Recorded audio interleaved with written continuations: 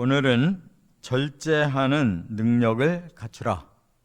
절제하는 능력을 갖추라. 이런 제목으로 말씀을 상고합니다. 사람은 두 가지의 능력이 있는데요. 추진하는 능력이 있고 절제하는 능력이 있습니다.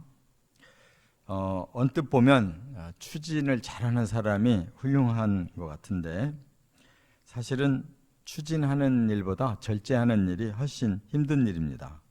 그래서 사자성어로 과유불급이라고 하는 단어가 있는데 지나치면 안 한만 못하다. 추진은 해놓고 그것이 지나치게 되면 아예 추진을 안 한 것보다도 못하다 그 말이에요. 그러니까 인생을 살아갈수록 절제력이 있어야 그 인생의 승리를 거두고 또 좋은 열매를 맺는 거지 뭐 열심히만 살았다고 되는 게 아니에요. 그래서 성경은 바로 절제의 능력을 갖추라고 강조합니다. 특히 잠언에 보면 이 말씀이 계속 비슷한 내용이 계속 나오는 것이 바로 그걸 증명하고 있어요. 오늘 본문에도 5가지의 절제력이 필요하다는 거예요. 우리의 삶 속에 이 절제가 5가지가 꼭 필요하다는 거예요. 이것이 있어야 영적으로도 성령의 열매를 맺어서 9가지 열매 중에 마지막이 절제잖아요. 또 우리의 삶 속에서도 바로 절제의 능력이 있어야 모든 관계가 원만해지잖아요. 이렇게 절제가 필요하다.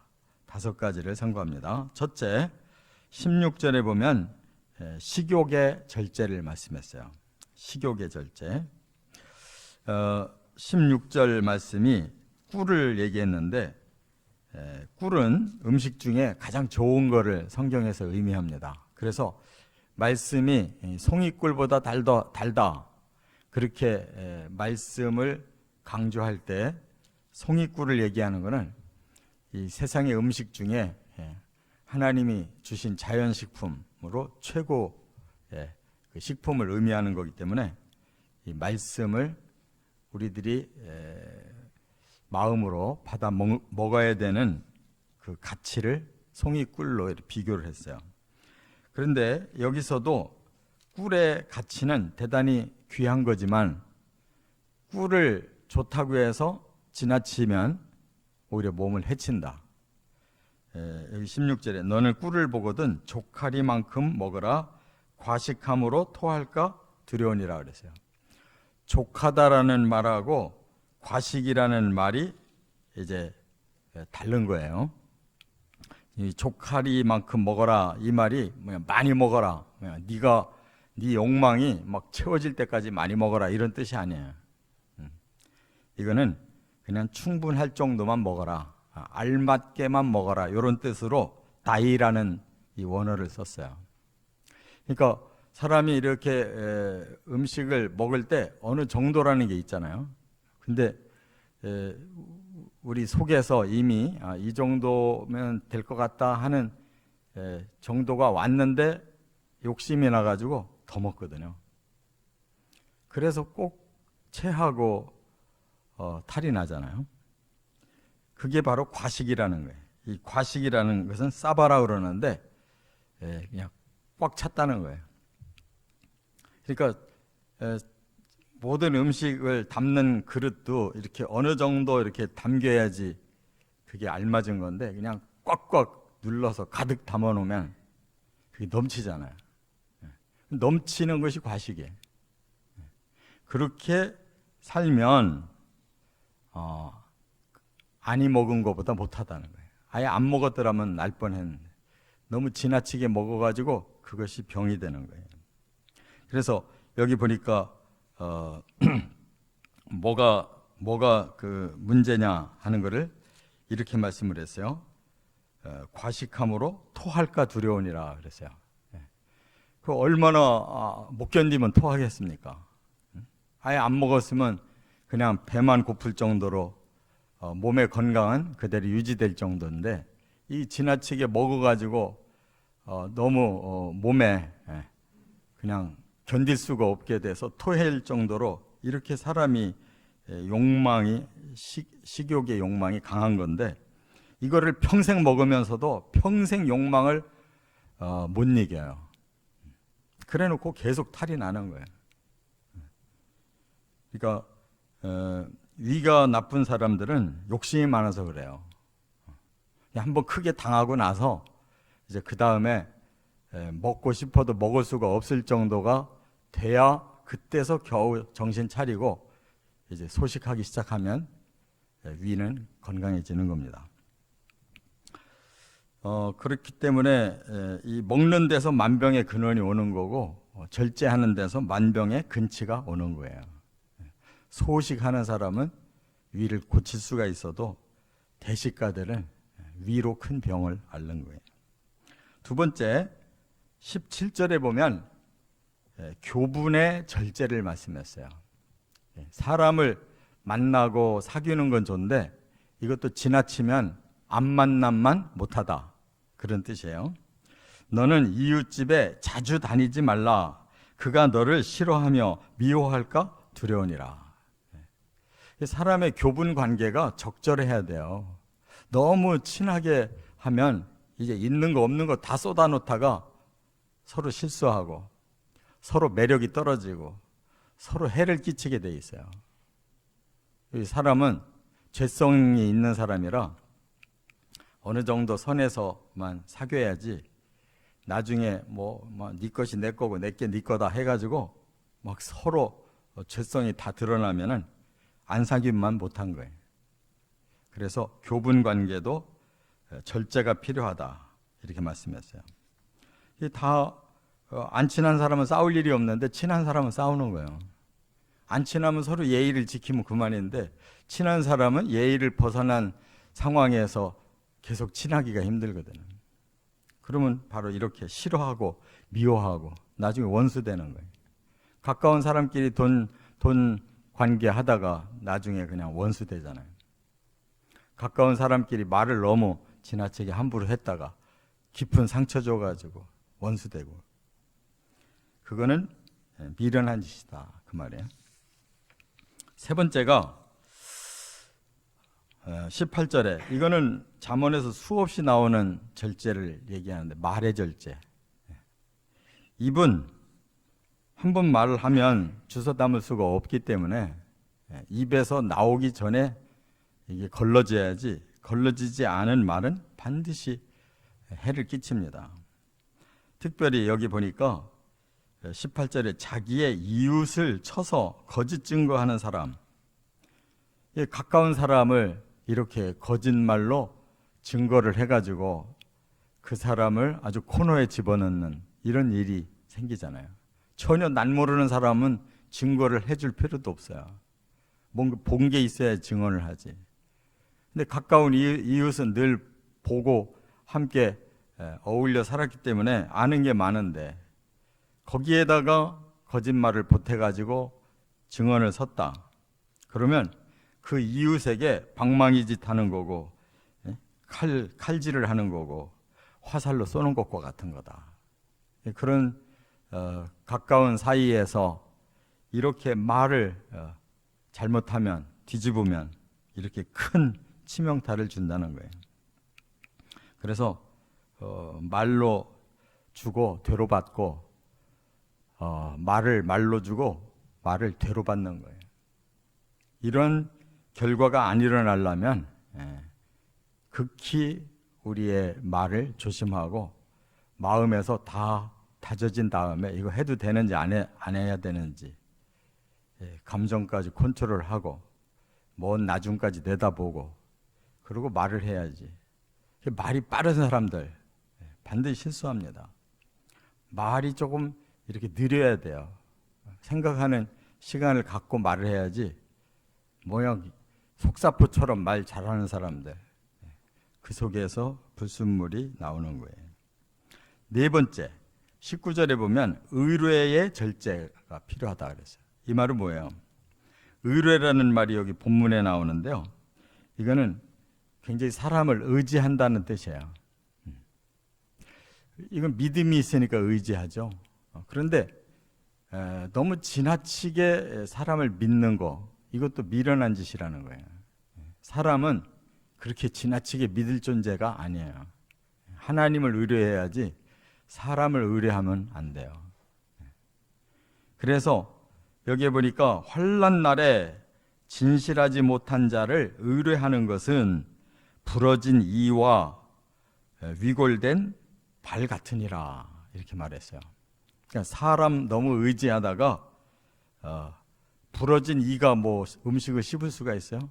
아프기만 하고 아주 고통스럽고, 또 위골된 발이 부러지면 그냥 꼼짝도 못하는 거예요.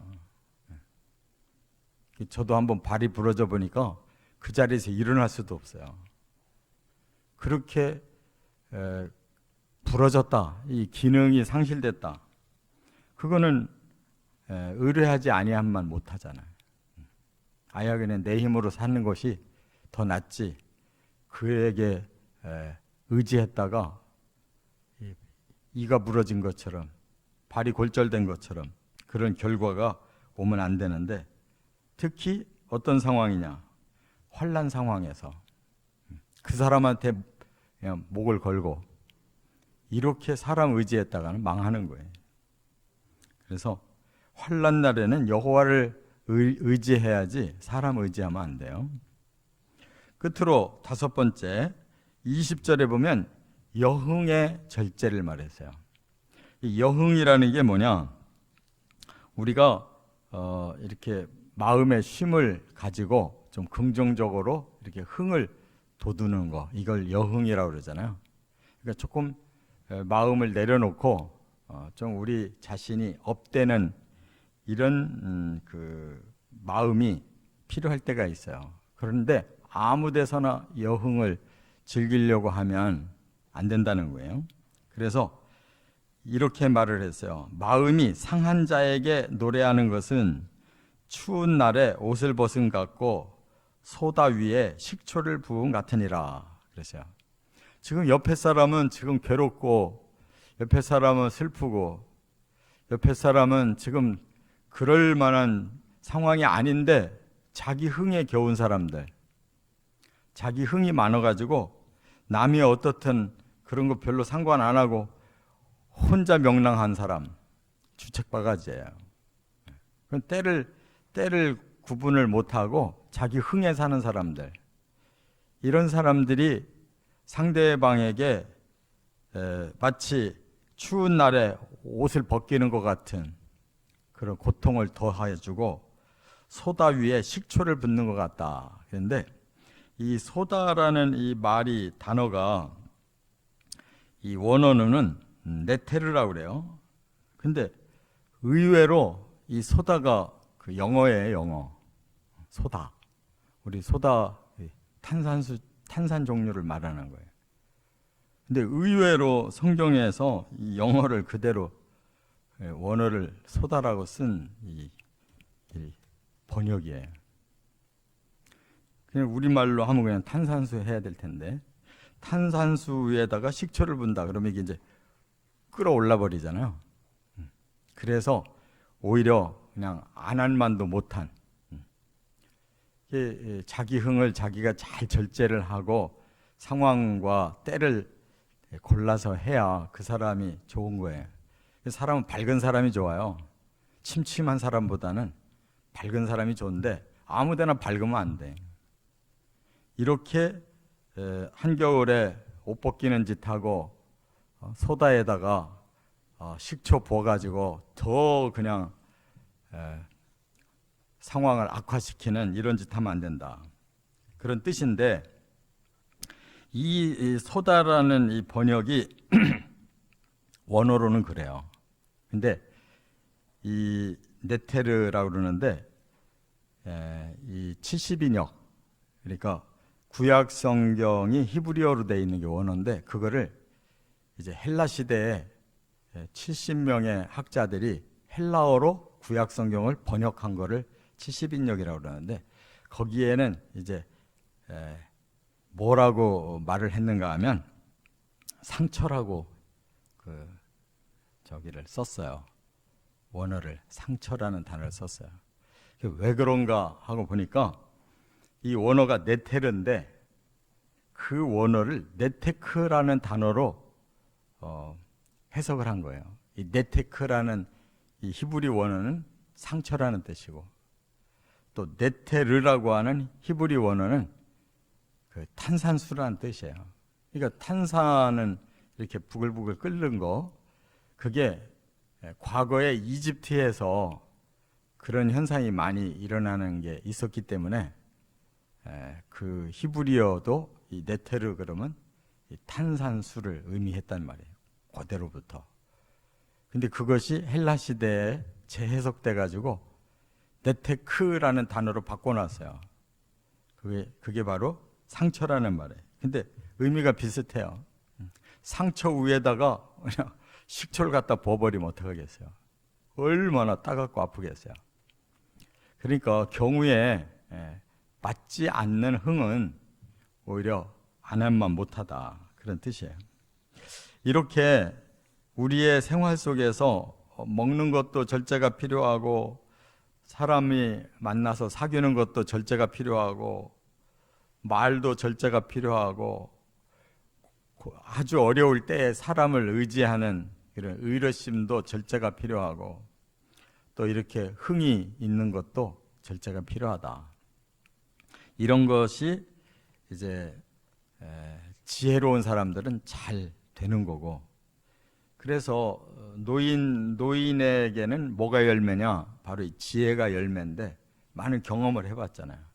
인생살이를 쭉 살펴서 남아있는 게 뭐냐? 그게 지혜가 돼야 되거든요. 그런데 노인이 지혜는 없고 힘만 빠진 게 노인이 되면은 그는 망령 걸리는 거예요. 더 엉뚱한 짓을 더 잘해요, 노인이.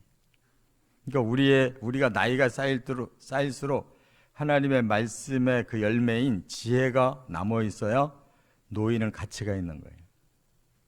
근데 요거는 하나도 없고 늙어가지고 힘만 빠지고 입만 살아가지고 망령을 떨으면 더 형편없는 거예요. 우리가 나이 들어갈수록 바로 하나님의 말씀의 지혜로 잘 무장해서 절제 있게 살고 덕 있게 살아가시기를 주의 이름으로 축원합니다.